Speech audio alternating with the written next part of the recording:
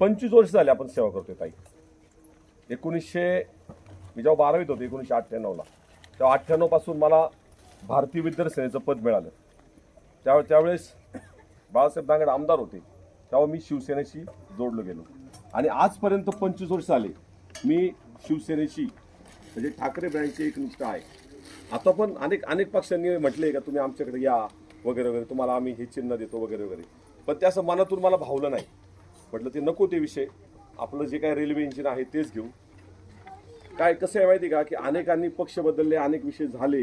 आता जनतेच्या मनात तो रोष आहेच की बाबा असं पद्धतीचं असं झालेलं आहे. त्यामुळे मी असं कोणताही निर्णय न घेता आपल्या सर्वांच्या बरोबरीने मला माहिती आहे की ही जी लढाई आहे ही जनशक्ती विरुद्ध धनशक्तीची लढाई. याच्यामध्ये मोठं कोण हे म्हणजे आपल्याला तुम्हाला साबित करायचे. मोठं कोण याच्यामध्ये, जनशक्ती मोठी आहे का धनशक्ती मोठी आहे का म्हणजे राजकीय पक्ष मोठे. कसं असतं राजकीय पक्षांबद्दल मला म्हणजे आदर आहे, परंतु होतं काय, हा त्या पक्षात तो त्या पक्षामध्ये, असं सगळ्या गोष्टी होतात. 25 वर्षापासून आपण सेवा करतोय, 25 वर्ष झाले आपण सामाजिक सेवा करतोय.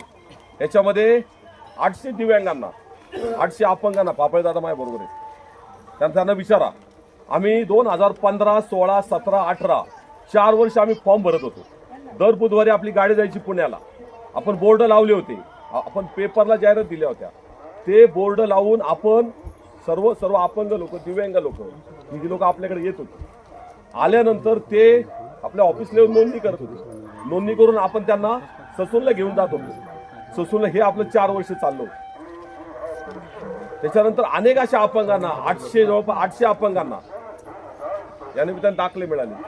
त्यांना संजय गांधीचे प्रकरण आपण चालू करून दिले. कारण कसं आहे, जोपर्यंत आपल्याकडे राजकीय पद येत नाही तोपर्यंत आपण रस्ते, शिक्षण, वीज, जे काय विषय असतील, आरोग्याचे असतील, काय जे विविध योजना,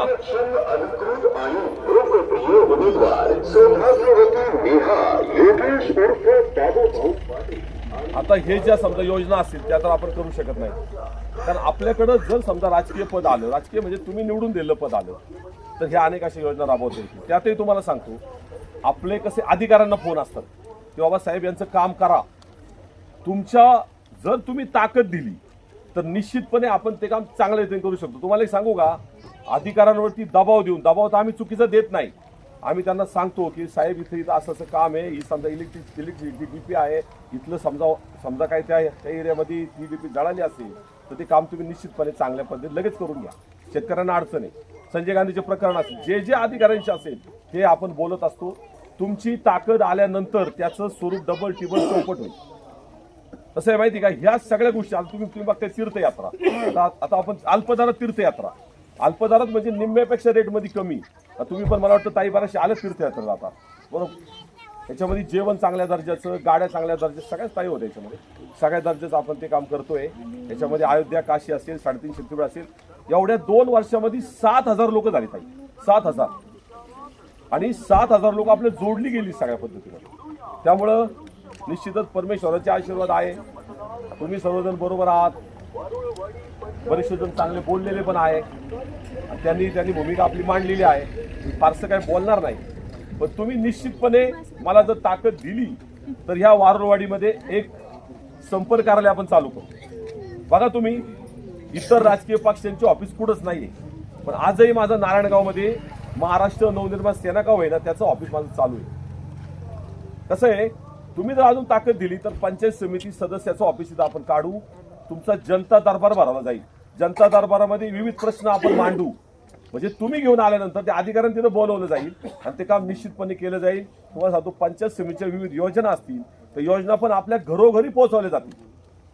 एवढंच या ठिकाणी मी सांगतो आणि थांबतो. तुमचं